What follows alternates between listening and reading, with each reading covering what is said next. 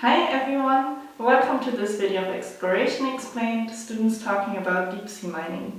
In this video we will talk about exploration techniques that are used to explore the deep sea environment, as well as the machinery that is used to extract the deep sea resources. We hope you enjoy the video.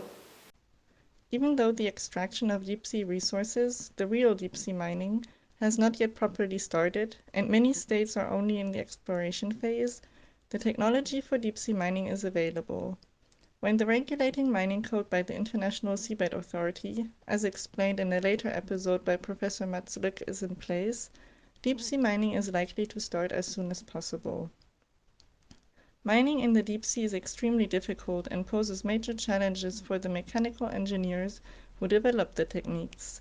The first constraint is the process of mining underwater via remote control from the surface, plus the huge depth and high water pressure. The second is the diversity of mining sites, as the deposits may be located at different depths, with different temperature and pressure, or on different parts of the seabed, with different slope, inclination, curve, sediment type, and the machines need to be strong enough to withhold these changes. Depending on the resource that is mined, different techniques are applied. Compared to polymetallic nodules and massive sulfides, cobalt crusts are so technologically difficult to mine due to their close attachment to the bedrocks and the necessity of dividing bedrock and ore that extraction techniques don't exist yet for this resource. Theoretically, they could be collected by large remotely operated vehicles, ROVs, that grind through the hard crust, creating a mixture containing the valuable minerals, which would then need to be piped to the surface. In any regard, mining in the deep sea is not only difficult, but also very expensive. Only the exploration costs 50,000 to 100,000 euros a day, and exploitation would be much more. The main technical challenges lie in the collection and pumping of the ores from the seafloor, because of their differences to terrestrial mining, and therefore the need to develop new technologies. To extract the resources, two techniques can be used. While sulfides need to be dug out, nodules are simply collected or harvested. To bring the ore to the surface, two main vertical transport systems have been developed as part of various research and exploration projects: the airlift system and the hydraulic system.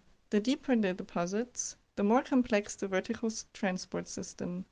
In the airlift system, compressed air is injected into the riser, which, by changing the water's density, pushes the metallized slurry up to the surface. This technique has already been tested for polymetallic nodules at water depths of around 4,500 meters. In addition, hydraulic systems are considered to be simple, reliable, and highly effective in pumping ore to the surface. The required systems already exist, as the same hydraulic pumps are already used for oil and gas drilling in deep waters. For manganese nodules, you can say that they are readily available and can be collected from the seafloor through an ROV. This would function like a vacuum cleaner, without having to be dug out. As the nodules lie scattered on relatively soft sediment, heavy vehicles cannot be used as they would sink down. The main challenge here lies in the fact that nodule deposits are located at great depth. This means using strong lifting systems for the semi-liquid sediment.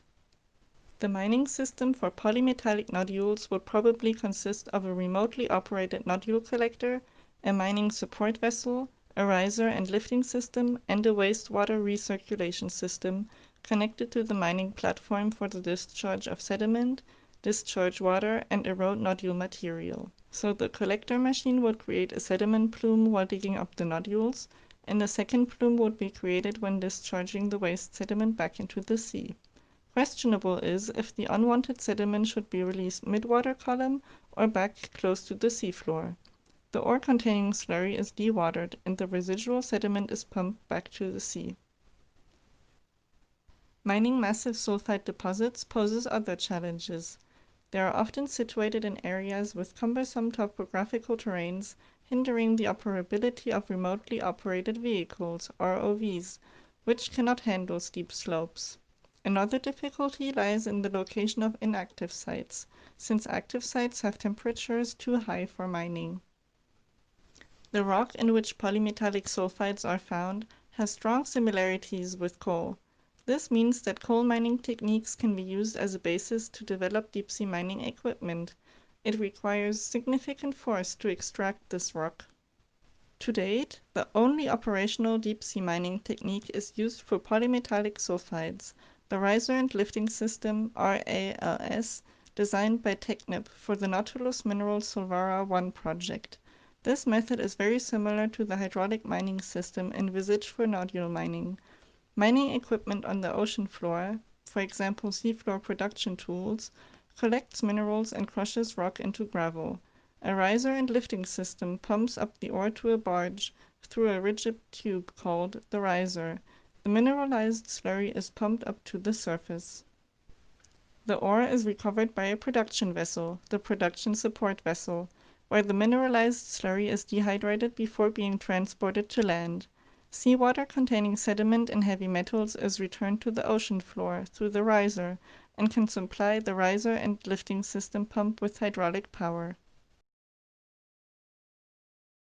This was it on exploration techniques, and we hope you liked the video, and if you have any questions or comments, type them in the section below. We like to hear from you and hope to see you in the next video.